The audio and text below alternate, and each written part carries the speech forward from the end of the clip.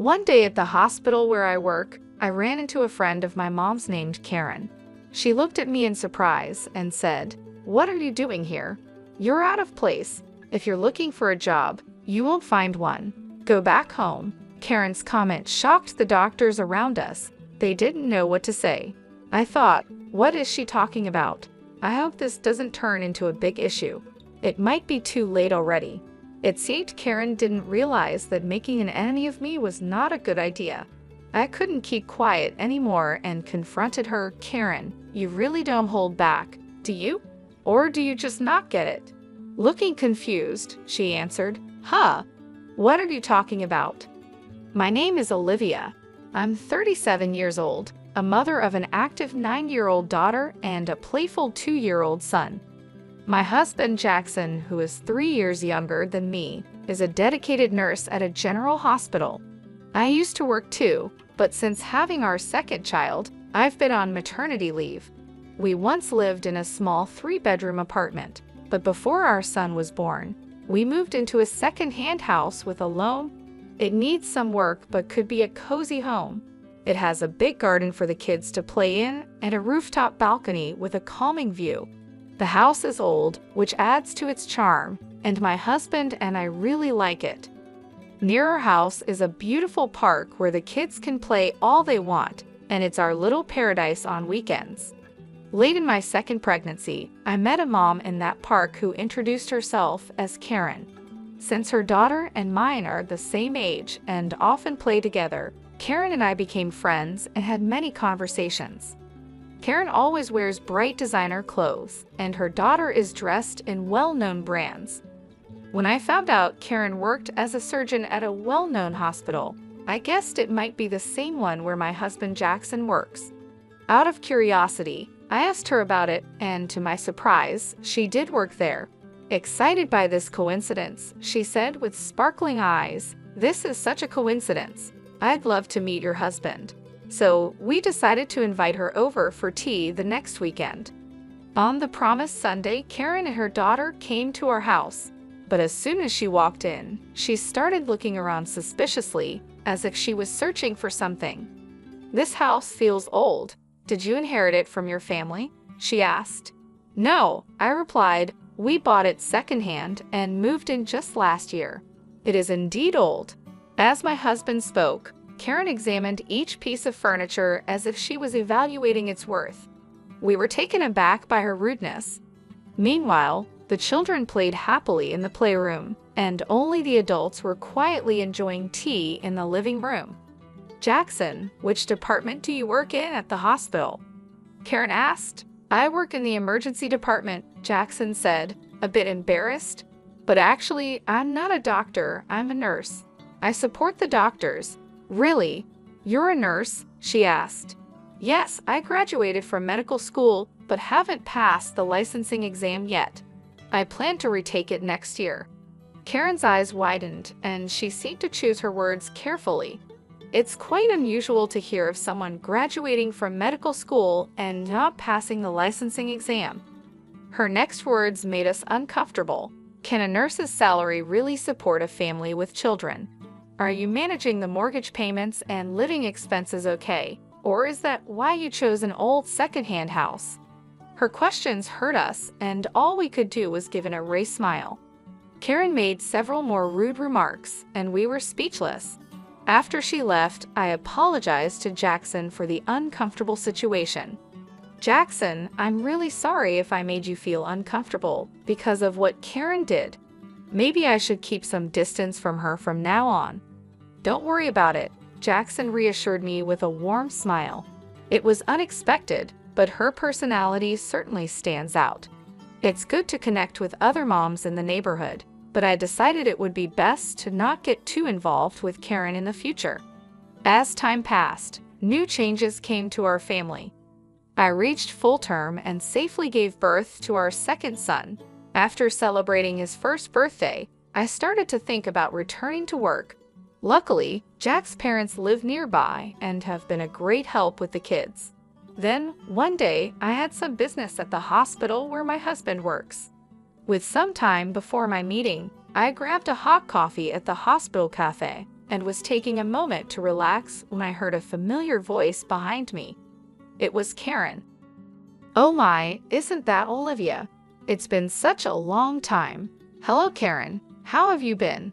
"Good. What brings you here today? Are you here to see Jackson? Maybe for a job interview or something?"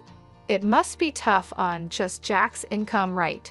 Her tone was sarcastic, and she had a smug look as she spoke. Wanting to avoid a troublesome conversation, I responded lightly, "Well, something like that." However, Karen continued to pry, looking me over. "This hospital has various stores, right? So where are you working part-time?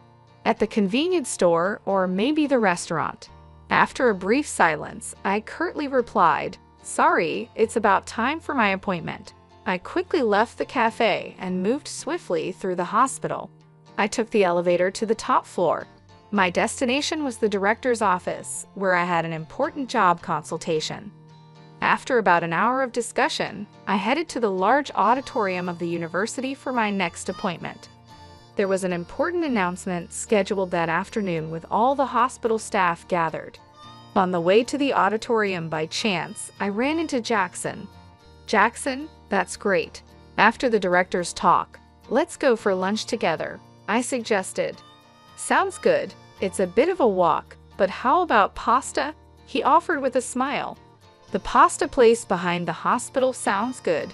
I haven't been there in a long time. I'm actually looking forward to it," I agreed happily. It had been a while since I had been to the hospital, so lunch with my husband was a rare treat. In the hallway to the auditorium, I ran into several doctors and engaged in brief conversations while exchanging greetings. Jackson moved ahead quickly, and I followed at a leisurely pace towards the passageway leading to the auditorium. I met some colleague doctors. "Olivia, it's really been a while, and I heard you had a child." "Congratulations," they said warmly. Another doctor joined in. "Olivia, you were such a big help here. We've been in quite a stir since you left," he said with a laugh, hinting at their struggles. Then another asked with interest, "Is your turn imminent?" The reunion was comforting, filled with nostalgia and relief to see my colleagues well. But the atmosphere quickly changed when Karen appeared. "Olivia, why are you here?" Karen asked curiously. "Are you heading to the auditorium by any chance?" "Yes, that's right. I have some business," I responded modestly yet clearly with several colleagues around. But Karen's questions grew more pressing. "But the gathering is only for doctors and nurses, right? Why would a part-timer be here?" she asked, not hiding her skepticism.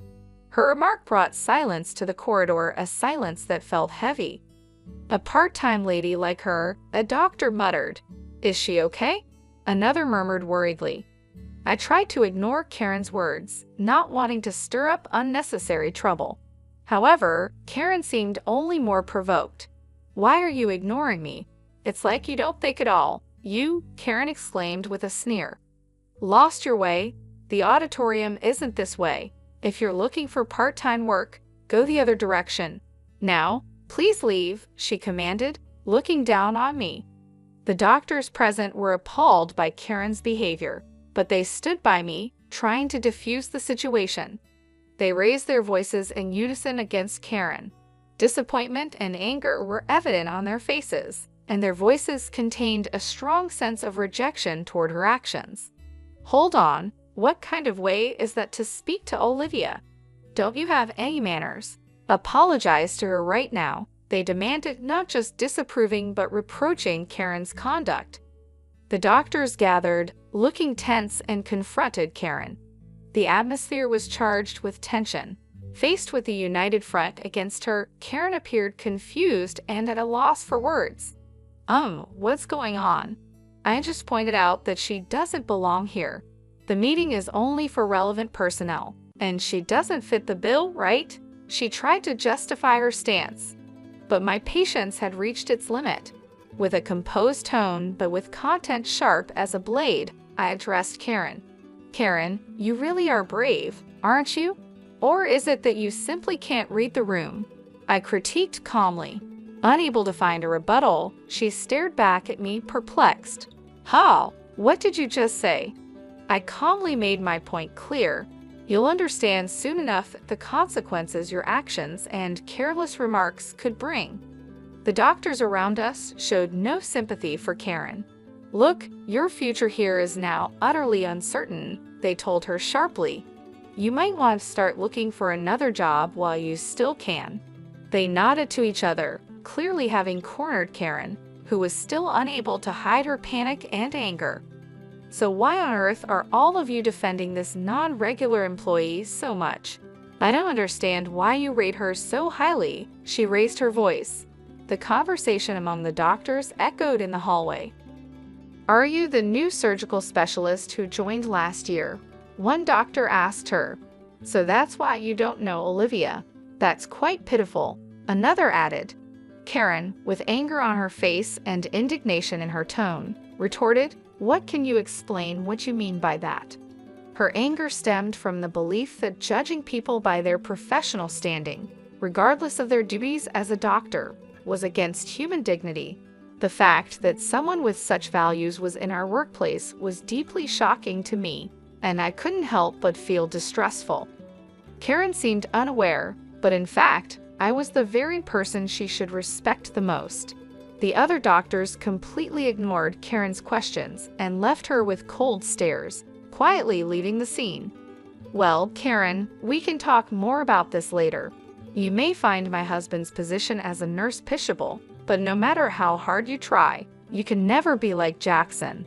Besides, the fact that you find meaning in competing shows a great misunderstanding on your part, I said. Karen became flustered. Wait a minute, who on earth are you? You're not just a part-timer, are you? She raised her voice. I smiled secretly and replied, As I've already said, you'll come to understand shortly. With that, I hurried off toward the auditorium. As I entered, a large number of doctors had already gathered, and the director stood in front of the screen as most of the attendees had arrived. Everyone, thank you for gathering here during your busy schedules. Today, I would like to discuss the future direction of our hospital. He began and then proceeded to make an important announcement. Seeing Jackson in the crowd, he approached me and whispered, Olivia, good timing. I happened to overhear a bit earlier. Was there some trouble with Karen? Yes, she did point out something minor, but it's not a big deal. Interestingly, it seems she has misunderstood me for a part-time worker at this hospital. I replied, and Jack looked shocked. He responded, No way, Olivia as a part-timer. We couldn't help but laugh at how ridiculous the situation was. During this, the director finished explaining the annual business plan and moved on to an important personnel announcement. As you all know, our hospital has enough doctors and nurses. To further improve our medical services, we plan to start overseas training programs. The first training is scheduled in 3 months, and we will select 6 doctors and 6 nurses for it, he announced. This news was met with cheers from the doctors, and everyone was excited about the opportunity. Overseas training was a great chance to learn about the latest medical practices worldwide, and since it was the hospital's first initiative of its kind, everyone was thrilled. The director then said, Now, let's move on to announcing the selected 11. I remarked with a slight surprise, Look, the medical students have already been chosen. Jack listened silently next to me, waiting for the announcement to continue. First, I would like to introduce Dr. Karen. With her excellent clinical skills and remarkable treatment results, the director announced. There was no dispute in her selection. Surprisingly, Karen, who had just been in a conflict, was the first chosen as a trainee. The applause and cheers in the hall seemed to celebrate each accomplishment and effort. As Karen stepped forward, whispers of her notable achievements in medicine spread, highlighting her recognition among peers. The director continued with expectation. Now let's proceed with announcing the names of the rest who have been selected. A silence of mixed tension and anticipation fell as the names of the chosen 11 were called out one by one. Although Jack's name was not called this time, his expression showed no disappointment. He quietly watched with a sense of celebration as each selected individual stepped forward. Addressing the 11 lined up on stage, the director asked, "Are all of you ready in spirit for the training? Please share a word about your enthusiasm and determination." He encouraged them gently. Each gave a brief but resolute speech, reaffirming their strong intentions. After everyone had spoken, it was finally Karen's turn. She spoke with proper decorum yet confidently. "I am truly grateful for this training opportunity. I aim to help our hospital progress further with the advanced medical techniques I will learn abroad," she said with a polished greeting. Then she turned slowly towards where we were seated and continued in her assertive tone. "However, this hospital has inexperienced nurses who continue to fail the national exam and bold individuals who try to attend medical conferences despite not being regular staff. I intend to improve and transform all these aspects." Karen's bold statement changed the mood in the room, and the looks directed at her turned cold. Her words brought out the hospital's tensions and showed how risky youthful overconfidence can be.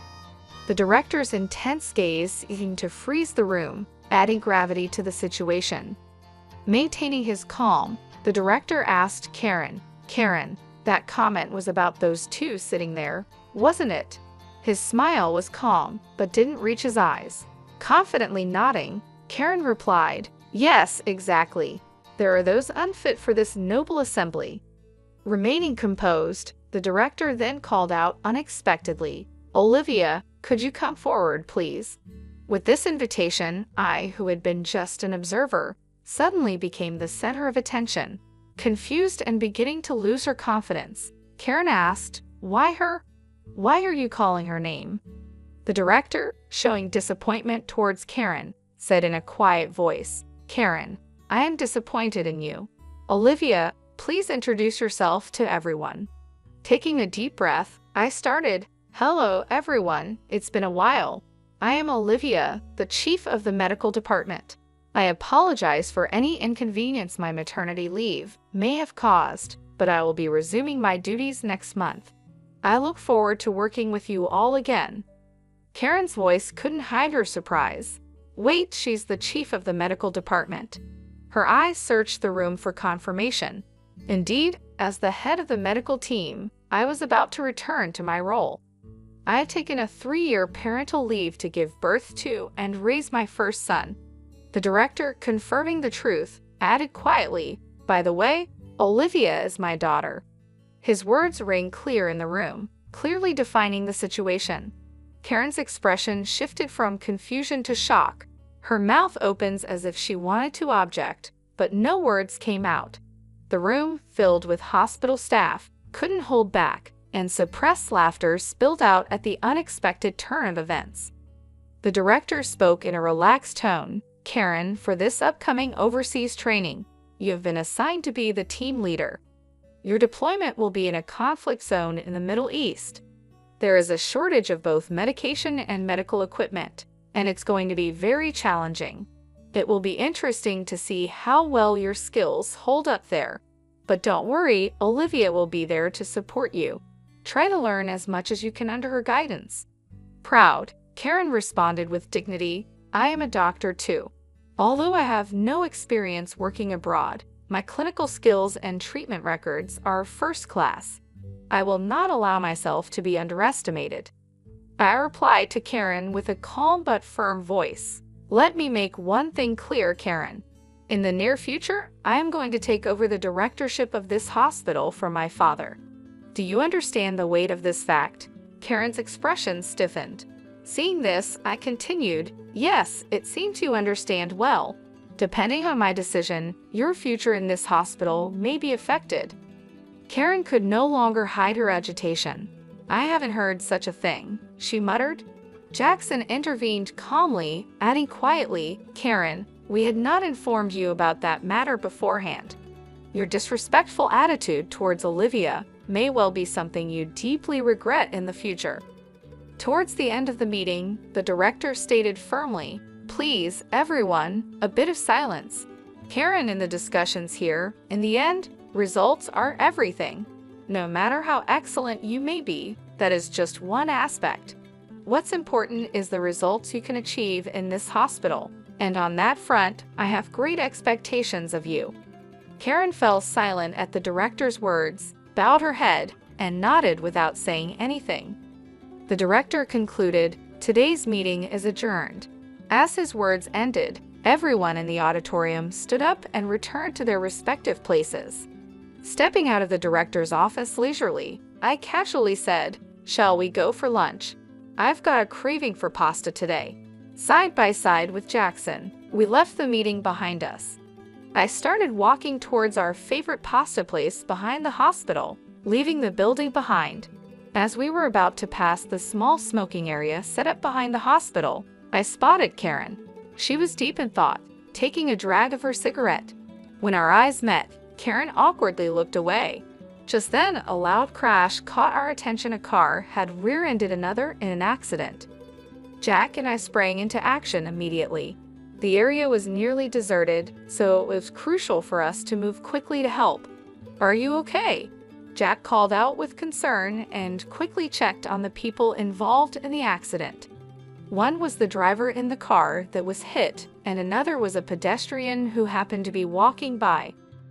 Karen also rushed to the accident scene, but seemed overwhelmed by the chaos. Acting on my medical instincts, I began to give directions.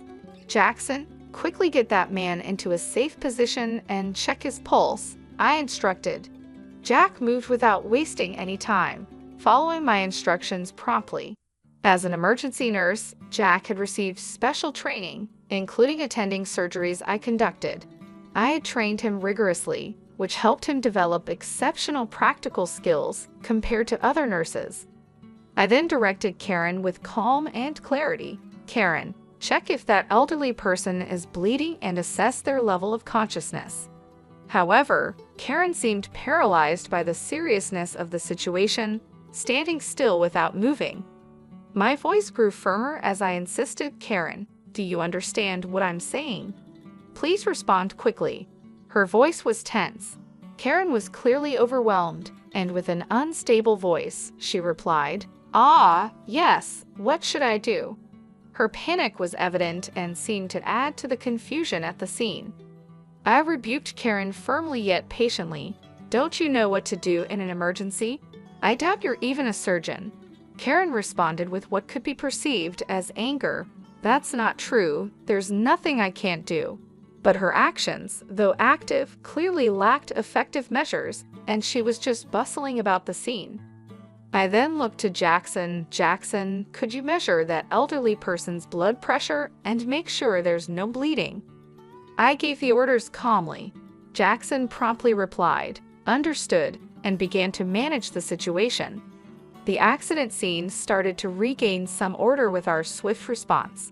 Jack spoke to Karen with unusual sternness. "Karen, come over here and help." Karen reacted to Jack's command. "What do you mean? A nurse asking for such a thing?" she complained. But Jack cut her off. "This is no place for someone who can't do anything. If you're not going to help in this critical moment where lives are at stake, please step back," he said decisively. Karen was at a loss for words and stepped back from the scene silently. Jackson assessed the situation and reported to me, "The vitals are stable, but there might be internal damage. We should conduct a thorough examination as soon as possible." As professionals, we showed readiness to collaborate with other medical staff around us, doing our best for the patients. I led the response steadily. "Let's begin the procedures then. And the driver over there seems disoriented, but I don't see any serious symptoms. Let's move him out of here. Karen, could you please call an ambulance on your cell phone?" Despite my instructions, Karen stood frozen, unable to move. I addressed her with suspicion. "Karen, I'm speaking to you. Do you hear me?" Karen seemed confused, hesitantly murmuring, What's the number for the ambulance again?" Jack intervened. "Just give me that phone." He stepped in and took over, arranging for the ambulance. About 10 minutes later, police and fire department personnel arrived, and the once chaotic accident scene started to be sorted out gradually. People gathered, including doctors, department heads, medical students, and even professors. Without being disturbed by this, I spoke to Karen with calm and stern emphasis on the gravity of the situation. Karen, to be frank, your actions earlier were more of a hindrance than a help. What exactly can you say you've accomplished? I posed the direct question. Karen was silent, unable to answer. In the medical field, every minute, every second can determine the outcome. This is not a place to protect your ego, I continued. Karen's voice was barely audible as she apologized. I'm sorry. The crowd at the accident scene quietly observed their exchange, and the director himself was also present. Karen just seemed out of place and embarrassed. I continued, Karen, you've looked down on Jack as just a nurse, but the fact is, your positions are different. There's no meaning in comparing you and Jackson. He is one of the most competent nurses in this hospital.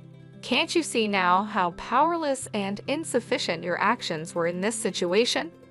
Karen stubbornly retorted, if I had more experience in emergency situations, I could handle it perfectly well. But Jack sensed the uncertainty behind her words and calmly pointed out her flaw. You're always driven by a desire to have your accomplishments recognized, but your actual skills in the field are still immature. You've just demonstrated that yourself, he asserted. He continued, you say you'll gain experience in emergency treatment in the future, but this moment is also a practical situation. Given your current state, it's unlikely you'll have further opportunities to experience the field in the future. Karen's confidence began to show cracks, and she seemed on the verge of tears, aware of the eyes around her. Yet, the medical field, dealing with lives, demands proper judgment and strictness. Therefore, I had to make a tough decision that would impact Karen's future. Karen, I regret to say this, but your name will be removed from the Overseas Training Program candidate list, I declared. Karen was taken aback. What? I looked to the director for confirmation. Father, this decision is acceptable, correct? The director nodded deeply. No problem. This incident has given me a clear understanding of her capabilities. I have great expectations for Jack. We have always selected trainees based on their grades, but it may be necessary to reconsider our selection system in light of this. His quiet but firm response marked a complete defeat for Karen. With a calm but resolute voice, I advised Karen, it's important for you to relearn from the basics. Only then will you have the right to compete at the same level as Jack. Also, take to heart the dangers of judging a person's worth by their appearance. While I considered letting you go from the workplace, I have decided to give you one more chance, the last chance. Make the most of this opportunity and show us your full effort, I advised sternly yet justly. Afterward, they quietly left the scene, but the looks from the doctors around Karen were cold, filled with disappointment and disapproval. Their evaluation of her future was seemingly already set. Weeks passed, and the long-awaited departure day for the overseas training arrived. Jack and I headed to the airport, excited to acquire new knowledge and experience. I heard that Karen resigned from the hospital a month after the incident. She couldn't handle the cold stares from those around her and chose to put her pride first. Personally, I thought that was for the best. A doctor who prioritizes pride over everything else shouldn't be responsible for patients' lives, and no one would want to trust their life to such a person. On the way to the airport, I spoke to Jackson with hopeful words. Jackson, let's use our skills to make this hospital one of the most famous in the world.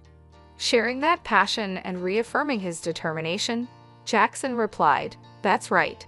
I need to work even harder and get my medical license as soon as possible. And so, I quietly made a promise to myself again, reaffirming my strong commitment as a doctor to fulfill my duties.